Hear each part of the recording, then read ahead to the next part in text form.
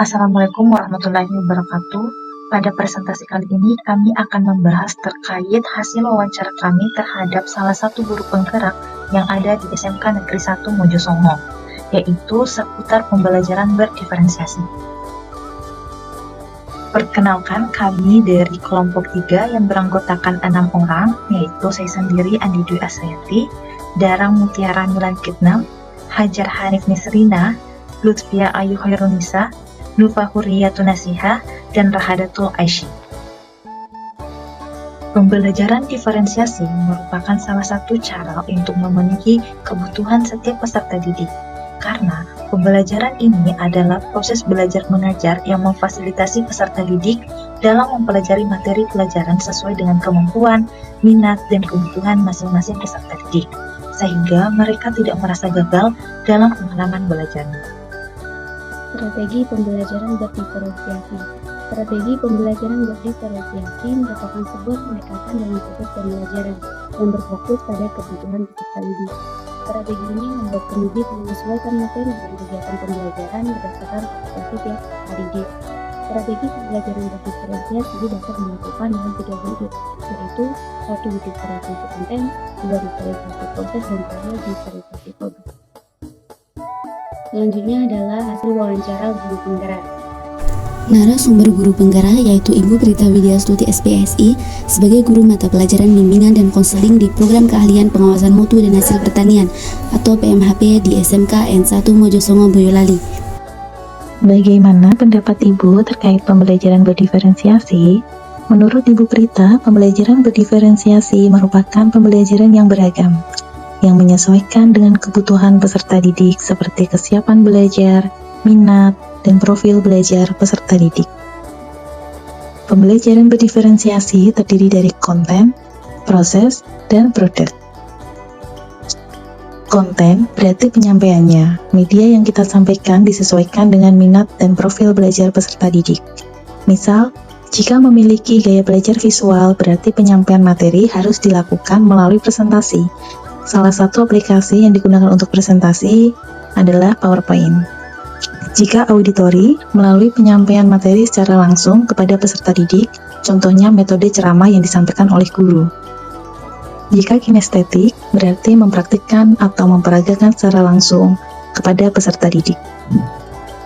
Selanjutnya yaitu diferensiasi proses, yang artinya berfokus pada alurnya. Misal, saat memetakan kelompok dan mengamati masing-masing kelompok tersebut saat proses pembelajaran dan menilainya hingga akhirnya nanti menghasilkan produk. Setelah diferensiasi proses, diferensiasi produk terdapat beberapa alternatif pilihan untuk melakukan diferensiasi produk sesuai dengan kemampuan dan bakatnya. Bagaimana proses pembelajaran berdiferensiasi yang biasanya Ibu terapkan di dalam kelas? Di awal pembelajaran harus dilakukan asesmen berkaitan dengan minat dan profil peserta didik. Asesmen yang dimaksud adalah asesmen diagnostik yang bertujuan untuk mengetahui gaya belajar peserta didik. Yang kedua, minat. Disesuaikan dengan peserta didik saat proses pembelajarannya. Dan yang ketiga, profil belajar harus melakukan tes atau asesmen terkait gaya belajar peserta didik seperti auditori, visual, dan kinestetik. Bentuk tes yang biasa diterapkan berupa angket yang diberikan 1 hari sebelum proses pembelajaran berlangsung. Bagaimana proses pembelajaran berdiferensiasi yang biasa Ibu terapkan di dalam kelas? Berdasarkan hasil pemetaan kebutuhan peserta didik yang terlampir di bagian kanan halaman ini, maka dapat dilakukan pemetaan peserta didik yang memiliki gaya belajar auditori, visual, dan kinestetik. Dengan informasi terkait profil belajar tersebut, maka dapat dilakukan untuk menentukan konten saat proses pembelajaran berlangsung. Lalu, bagaimana bentuk asesmen formatif yang biasanya digunakan? Guru BK biasanya tidak melakukan asesmen formatif, namun hanya dilakukan refleksi terkait seberapa peserta didik bisa paham terhadap materi yang telah diberikan dan mengetahui manfaat.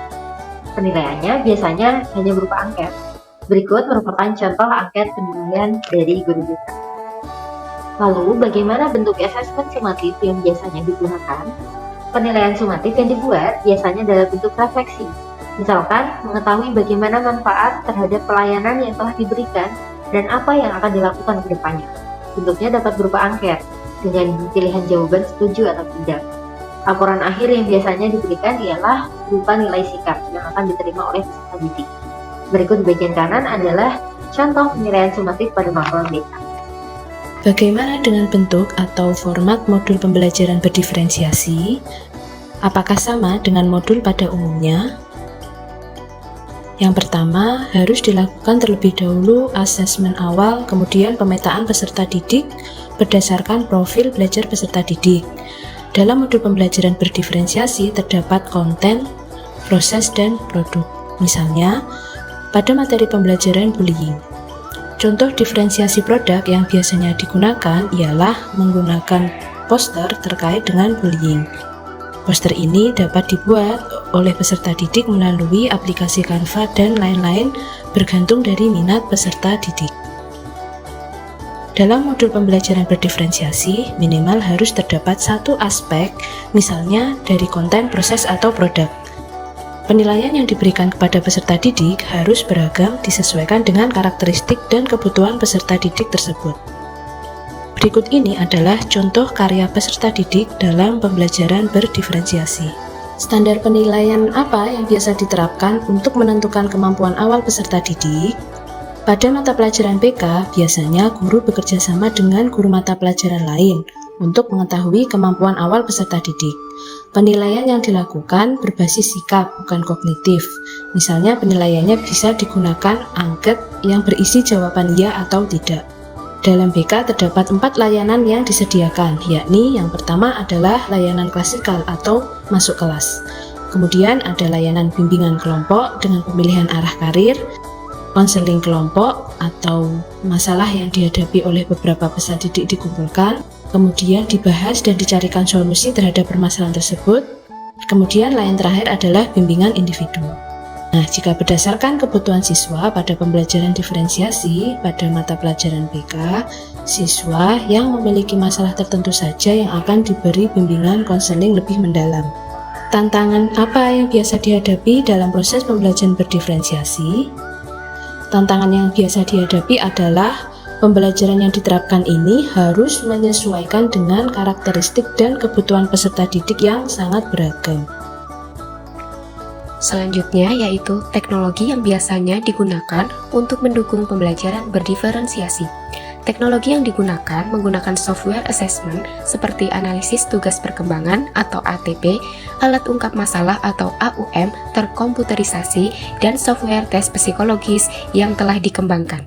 Canva juga digunakan dalam proses pembelajaran di dalam kelas, misal membantu peserta didik dalam pengerjaan tugas seperti poster.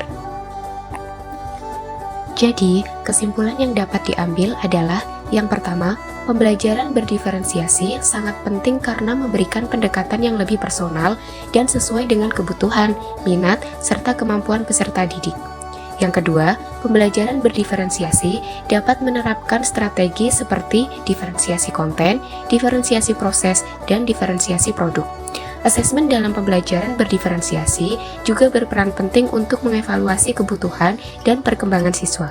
Melalui asesmen yang terencana dan beragam, guru dapat memperoleh informasi yang lebih mendalam tentang kondisi emosional, psikologis, kognitif, afektif, dan sosial peserta didik. Sekian dari kami, terima kasih dan wassalamualaikum warahmatullahi wabarakatuh.